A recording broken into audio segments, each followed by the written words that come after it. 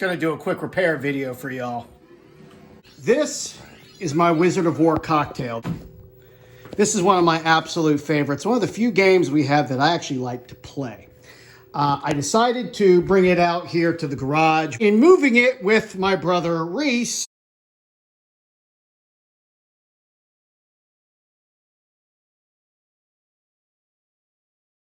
we turned it on. It was working for a minute. We even played a game. Then he tried to adjust the leg leveler.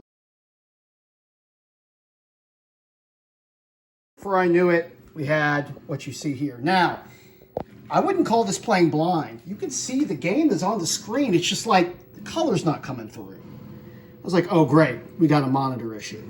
This is a problem with the connections at the video sync, RGB. Nope.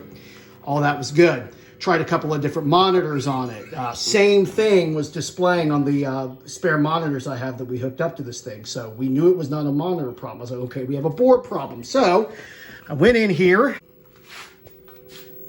Not happy with my brother, blaming him. So what I ended up doing, started poking around. I knew that the problem was not the monitor after I pulled 3 different test monitors, all of which I knew were working, and they all displayed the exact same thing you just saw on the monitor. All right, so I know the problem is not with the sync, not with the video, not with the RGB. I'm like, okay, that's not good. That means we've got a problem down here with the game PCB set in this cage here. Disconnected these connectors here, reseated those, even pulled the whole cage, pulled all the boards, started reflowing solder on all these connectors, cleaned the edge connectors down at the bottom of this cage. And then I was like, okay, well, this game has a third component that's kind of different. Connecting RGB here and video to the monitor from the board is this board in the middle. It's like, okay, maybe this is the problem. So what did I do? I reflowed solder on these connectors. I reseated these connectors. Nothing changed. So then what did I have to do? I had to start doing some research.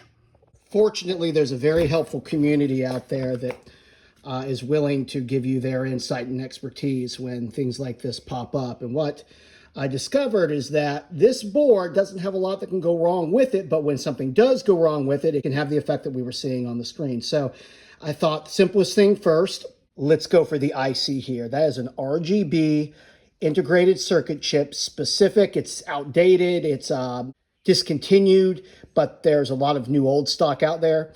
And I thought, okay, well, I'd had this board set worked on before.